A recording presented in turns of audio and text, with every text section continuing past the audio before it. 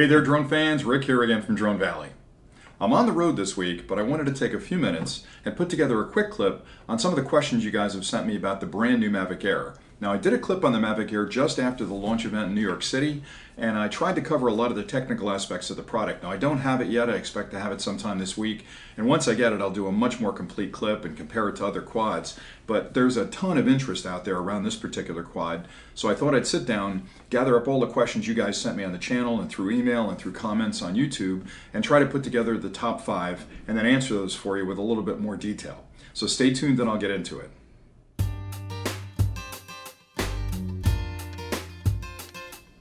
First question I'd like to answer has to do with the comparison between the new Mavic Air and the Autel Evo product.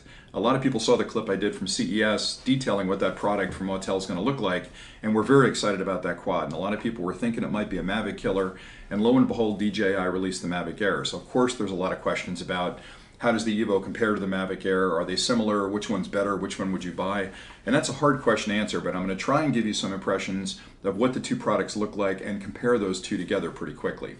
Now, to be fair, neither of these products are on the street yet. I haven't seen the Mavic Air, and the Autel Evo isn't even going to be released till the spring. So I was lucky enough at CES to actually handle the Evo, take a look at some of the specifications, talk to their engineers. So I've got a lot of insight into that product.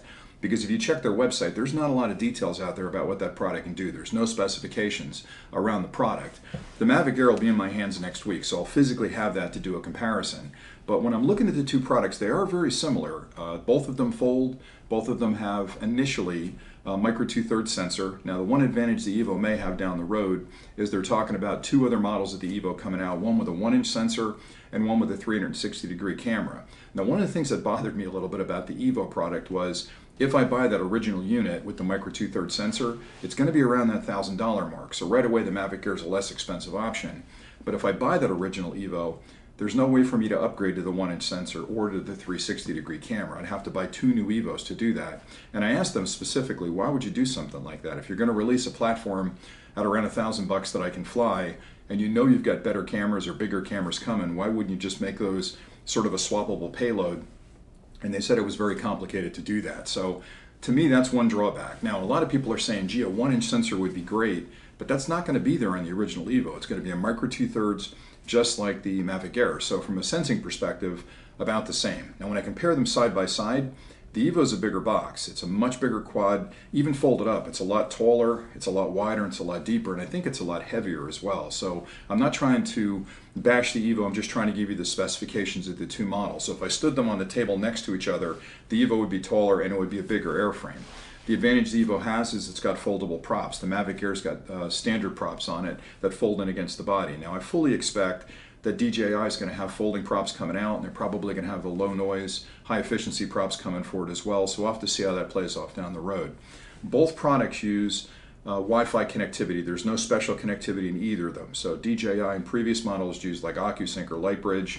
The Evo uses a modified version of Wi-Fi, and so does the Mavic Air. And I'm going to talk about that in another question because a lot of people wanted to know, gee, why didn't DJI put Occusync or Lightbridge in the Evo? And I'll answer that in a minute. Comparatively, the remotes are fairly similar in size. The advantage in the Evo is that you get a small 3.3-inch LED display in there. So you're going to have telemetry information. You'll have a first-person view through the camera from that. So that is an advantage if you like that kind of thing. And again, for me personally, I like the fact that there's a display in the controller. I like that a lot with the Mavic Pro. But as far as the video in the controller goes, that screen is so small that I'm not really going to be able to see the detail I need. So I know I'm going to end up using a phone or probably a tablet with either of those two products when I fly it. So even though it's cool to have that in there and I like it for telemetry information, the Mavic Pro had it. The Mavic Air doesn't have it, and honestly I think it's a bit of overkill to have it in there. So to me it's not that big a deal. So honestly, between the two, the one thing you have to remember about the Evo product that I didn't really mention yet is that Autel's announced a couple of things in the past that haven't come to fruition, and it isn't released yet. So I'm sure it's coming. I'm sure Autel's working feverishly to get this thing out in the street, but honestly, until it hits, it's hard to compare it to the Mavic Air because all I've got are specifications and a couple of prototype models that I got a chance to look at CES. So if you're waiting for the Evo, it's probably going to come out first with a micro 2/3 sensor, same as the Mavic Air. If you're waiting for the 1-inch, I don't know. We'll see what happens. There could be another model coming from DJI of the Mavic Pro, maybe Mavic Pro 2, that would probably have a 1-inch sensor on it as well. So, between the two, I think they're very comparative. But once they're both released, I'll have both units. I'll compare them side by side. But my honest opinion would be, if you want to fly, right now that Mavic Air is king of the hill in that price range compared to the Evo. Even when it's released, I think it's still going to be a better product for the price.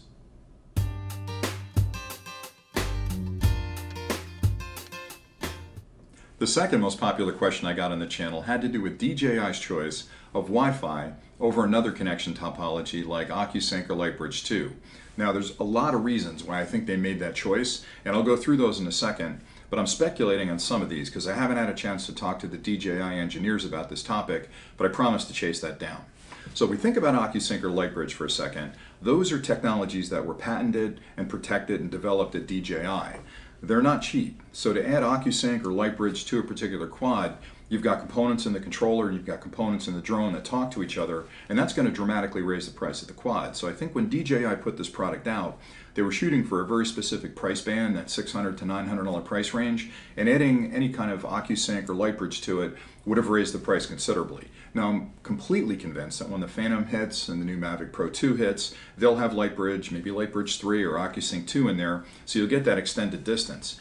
The second reason I don't think they put it in there is because that technology isn't off-the-shelf stuff like Wi-Fi, which means the components you need to make it work are big, and they're going to raise the size of that particular quad. And they were going for a smaller compact quad, and adding that componentry to it would have, I think, increased the size of the quad considerably. It would have also made it hotter, so they'd have to cool it down, which means a bigger fan, again, a larger quad. So to keep that space as small as possible and frugal, there are Wi-Fi transmission modules out there that are about the size of a dime that you can put inside of a quad off the shelf. So I think Wi-Fi made a lot of sense. Now, having said that, they've got a modified version of Wi-Fi in the quad. Now, if you look at the specs, the Spark, which basically just has Wi-Fi in it, will go 1.2 miles, and that's not unusual. Most quads that are based on a Wi-Fi connection topology between the controller and the quad will fly about a mile, mile and a half. This one boasts a 2.5 mile distance, and I was really curious about that because, again, you can't just make that stuff up. There's limits to how powerful the transmitter can be in both the controller and the quad. You can only broadcast on two bands, 2.4 or 5.8 gigahertz, so it's not like you can play with the math there. It's a physics problem, right? So I thought, well, how can they fix that? How can they brag that the Spark goes 1.2 miles, but now this new Mavic Air will go 2.5 miles? So I did a little bit of research, and if you look closely at the specs, I put my glasses on here to read it. On the Spark, if I look at, remember there's two transmitters and two receivers, one in the drone and one in the actual controller. If I look at the numbers, the Spark in the drone has a 316 milliwatt transmitter at 2.4 and a 500 milliwatt transmitter on 5.8, and in the controller it's 398 versus 630. Okay, so those are pretty reasonable numbers, and they're well within what the specs say for the FCC. But if I look at the Mavic Air, in the drone they've increased the transmitter power to 630 milliwatts. They've increased the actual 5.8 gigahertz transmitter power to 1,000 milliwatts, or a watt of transmission power. That's the maximum you can get. So the drone for the Mavic has a much more powerful transmitter in it than the Spark did. If I look at the controller, okay, so the 2.4 gigahertz band, it's about the same. It's 398 milliwatts. But again, at the 5.8 gigahertz range, it's 1,300 milliwatts. So in essence, we've got huge differences in the transmission power between those two quads. And if I look close enough, they've actually, for the drone in both bands, they've doubled the transmission power. And in the controller for the 5.8 band, they've doubled the transmission power. So just out of the box, it's got the maximum power possible on the transmitter for the controller and the drone, which ensures you're going to get the maximum range out of it. But they didn't stop there. They actually increased the types of antennas and the positioning of the antennas on the drones. They've put in high gain antennas because the FCC limits the amount of power at the controller, the actual transmitter power, but you can use an antenna that has extra gain on it to actually amplify that power even further. And there's limits on how much that can improve the signal, but by putting those antennas on the bottom feet on the front of the quad and putting high gain antennas on there, they actually amplify the power, both transmission and reception, on that drone to a further distance. Now again, I don't have the Mavic Air yet. I expect to get it this week. Once it comes in, I'm going to check this thing out and see how far it actually flies, and I'll put an RF meter next to it and see how much power I'm getting out of it compared to the Spark and some other quads. But they're just not making this up, is what I'm saying. And when I look at the transmission specifications, and you can check them online yourself, they've actually cranked up the power considerably in both the quad and the transmitter, which in the controller, which means you're going to get that longer distance out of it. Now for me, I'm not going to fly this thing 3 miles, right? It's visual line of sight restrictions in the US, so I'm only going to fly it as far as I can see it.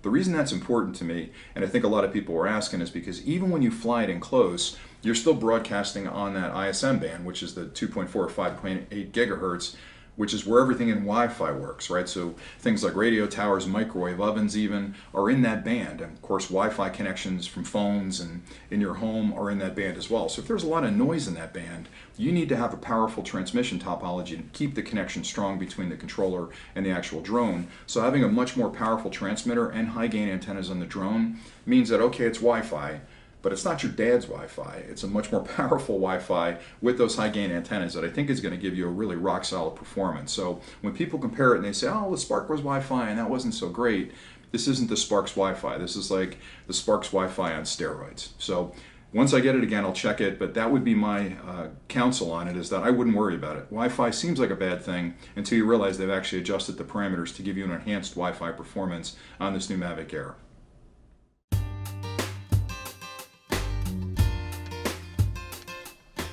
This next question had to do with the sensor size. A lot of you guys wanted to know, gee, why did that Mavic Air come out with a 1-inch sensor? That seems to be the standard nowadays. But thinking about it, it's really not. I mean, I don't know of any quad in that size that has a 1-inch sensor. Most of them are micro 2/3, and even a lot of those can only do 1080p video. I think what's got a lot of people fired up is that the Phantom 4 Pro came out with a 1-inch sensor. A lot of people are under the misimpression the Evo is going to come out with a 1-inch sensor. Now that may happen, and again, it's not been released yet, but when I talked to the engineers in their booth, the first model that's hitting from that is a micro 2/3 sensor, just like what the Mavic Air has today, and they said a future version of it, in quotes, would have a 1-inch sensor on it. Now I don't doubt that they're going to come out with the micro 2/3 initially, then a 1-inch and a 360 camera eventually, but when, right? Could be a year away, year and a half away. I don't want to wait that long. I want to fly today. So that Mavic Air with the micro 2/3 sensor doing the 4K at 30 frames per second at 100 megabits a second, for me is everything I need. It's going to capture beautiful photos and pictures, and I think they weren't really looking to put a 1-inch sensor on that because they didn't design it to be a Mavic Pro replacement. They designed it to be between the Spark and the Mavic, I think, for consumers that wanted a little better experience than the Spark could give them, a little better imaging, which is exactly what you get with this with the micro 2/3 sensor. Now having said that, I'm fully convinced when that new Mavic Pro 2 comes out, that'll have a 1-inch sensor on it. And I think the Phantom 5 will have a couple of choices. I've done a bunch of clips on the Phantom 5 and what I think's coming. You can check those out if you want. I've got a few more that I'm working on as well. But I really believe the Phantom 5 is going to have removable payload, which means you can put a bunch of different cameras on there and swap them out as necessary. But back to the original question, the reason the Mavic Air has a micro 2/3 sensor on it is it's cost effective. It gives you phenomenal video and footage at 4K, like I said, 30 frames a second, 100 megabits a second, and it does everything they need it to do for a sub $1,000 sort of prosumer drone. So for me, I think it would have been overkill to have the 1-inch sensor on it. It would raise the price considerably and put it out of that, you know, $600-700 price range. So I think that's why they held back. But wait until you see what the new Mavic Pro 2 is going to look like, because I expect there'll be a 1-inch sensor on that for sure.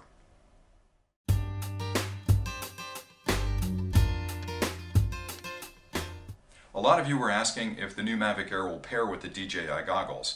Now I find that interesting because if you go to the DJI website and look up the Mavic Air, on the very bottom, if you scroll all the way down, it talks on that page about how you can pair up the DJI goggles with that Mavic Air. So all I can assume is maybe it's a little confusing as to how you make that connection. So I'll explain that just briefly. And again, I haven't played with it yet, but this is how I assume it'll work, and I'll test this out thoroughly when I actually get one in my hands. But you don't have the ability to pair over Occusync or Lightbridge. So if you're using like a Mavic Pro, you actually make the connections to the goggles through that proprietary technology. So you've got one connection to your controller to fly it, another connection to your goggles where you can view the FPV and all the telemetry information inside there. Rock solid connection.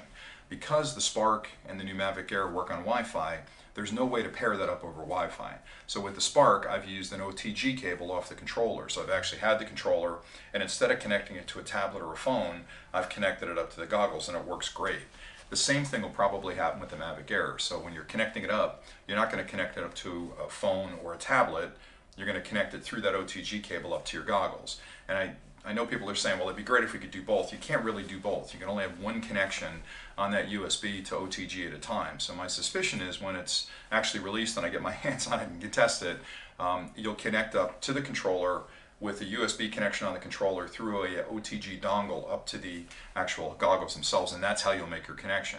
Which makes sense, because if you've got the goggles on, they're virtual reality. It's not like you're going to see the tablet anyway. That's not needed at that point. So again, once it comes, I'll test it, but that'd be the way I'd go. I'm also working on a goggle connection kit for all of the DJI models that I'm going to put a clip together through and show you how to step through connecting the goggles up to any DJI product that you're flying today that's compatible with those goggles. So watch for that in the next couple of weeks.